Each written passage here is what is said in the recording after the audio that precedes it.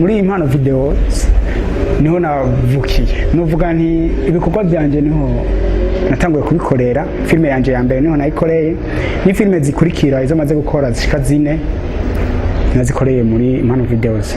Rero ikintu cyatumye ngaruka no munsi hejuru nuko ukuntu dukorana n'abakozi baho genda bishima, ndetse n'abandi dukorana turi kumwe muri groupe barabishima kubera baritanga cyane. Rero uno munsi hejuru nari naje mu impano videos twaje kugira dusinyirane amasezerano yo gutangura gukorana filme nshasha yitwa Inkuru y'Inkuba.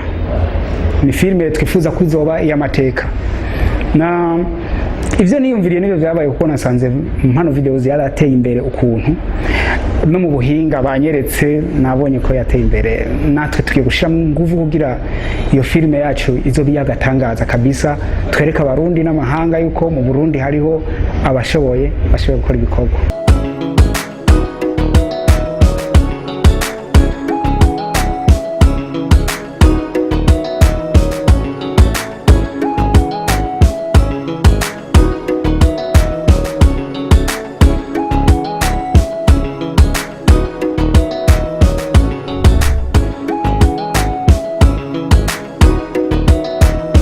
Kiriyo sinema yiwe format arabonye ifite script nziza, ngo bivanye n'ingene script yiwe imeze twebwe kubyiwacu twarayeje kwitegura.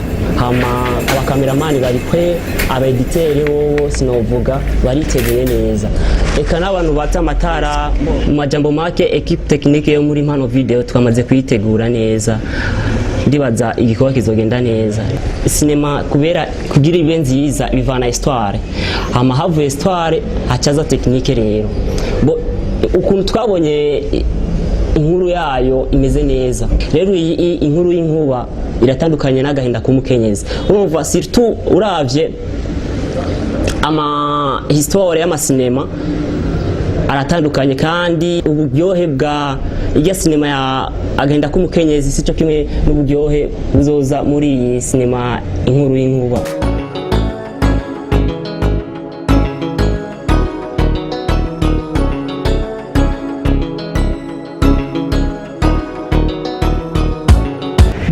Ubwa mbere abakozi baho jewe turamenyeranye, bazi intege nke zanje bakamenya na point yanje ahiri.